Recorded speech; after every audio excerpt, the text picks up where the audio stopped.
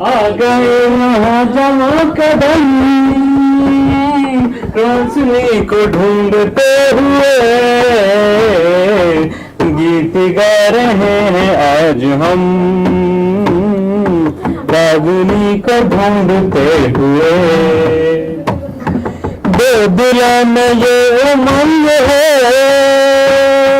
ये जहां नया बनाएंगे। दो दिलों में ये उमंग है, ये जहां नया बसाएंगे। एनएसएसओ 2009-2010 के आंकड़े यदि हम देखें तो उच्च शिक्षा में सबसे कम प्रतिनिधित्व दलित और आदिवासी लड़कियों का रहा है।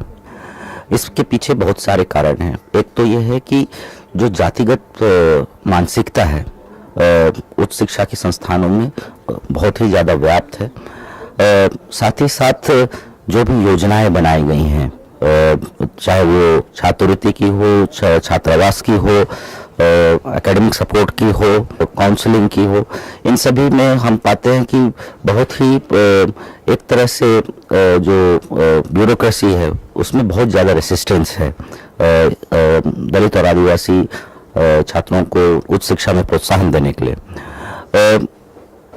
भेदभाव का सिर्फ एक ही प्रकार नहीं बल्कि इससे भी गंभीर जो रूप है वो जो इनके लिए जो योजनाएं बनाई जाती हैं उसका जो पोषण होता है वो एससीपी और टीएसपी के फंड से होता है। लेकिन देखने को ये आता है कि ये जो दलित उपयोजना और आदिवासी उपयोजना के जो फंड शिक्षा के क्षेत्र में, खास करके उच्च शिक्षा के क्षेत्र में जो लगाए गए हैं वो नाम मात्र के हैं, या तो उसमें बहुत बड़ी धांधली हो रही है जो कि उनको सिर्फ कागजों में लिखा जाता है और जब क्रियान्वयन का समय आता है तो या फिर इंफ्रास्ट्रक्चर डेवलपमेंट के मद में लगा देते हैं या ग्रांट्स इन एड के मद में दे देते हैं।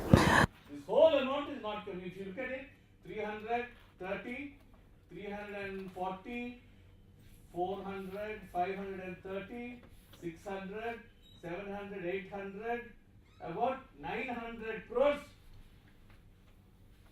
कुछ नहीं है, हमारा पैसा है, ये पूरा हमारा पैसा है।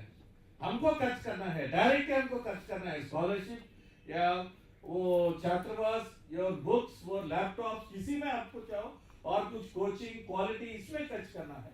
बट 900 crores हमारा नाम से कुछ नहीं हो रहा है।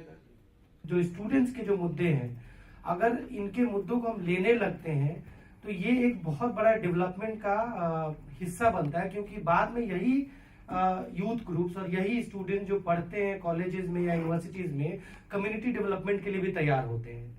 जो हरियाणा में वायलेंस अगेंस्ट दलित वीमेन का जो मुद्दा है, मतलब हमारा हरियाणा में महिलाओं के जो वायलेंस है वो बहुत बुरी तरह से जो होता है, उसके लिए हम जितना भी हरियाणा में हमारा जो ग्रुप है वो फाइट करते हैं।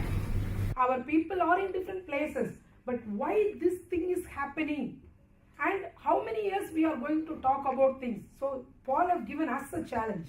तो आपको हर एक यूनिवर्सिटी में और कॉलेज में दलित और आदिवासी स्टूडेंट को संगठित करके स्टेट लेवल पे ऑर्गेनाइजेशन तगड़ी बनानी पड़ेगी और स्टेट की फिर सेंट्रल लेवल पे एक फेडरल बॉडी बनेगी। मुट्ठी भर लोग छोटे मोटे आप नहीं झगड़ा कर पाओ, लेकिन तगड़ी यदि ऑर्गेनाइजेशन आपने स्टेट लेवल पे बनाई, SC/ST स्टूडेंट फेडरेशन और चार्टर ऑफ डिमांड रखा और झगड़ा करते गए, डेमोन्स्ट्रेशन निकाले, फास्ट पे चले जाए, लिखे, तो मैं समझता हूं ये सारी बातें होंगी। लेकिन बगैर झगड़ा किए नहीं होती, ये मैं बताऊं पक्का आपको। जो आपको देने वाला है वही वो आपके अगेंस्ट में है ना।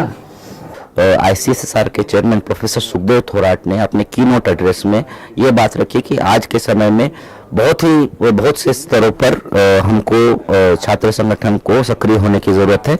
हमको जो सरकारी योजनाओं के सुधार के लिए, उसके क्रियान्वयन के लिए तो काम करना ही है, साथ ही साथ नीतिगत बदलाव, क्योंकि उन्होंने एक बात कही कि निजीकरण का सबसे बुरा प्रभाव दलित आदिवासी विद्यार्थियों पर पड़ रहा है।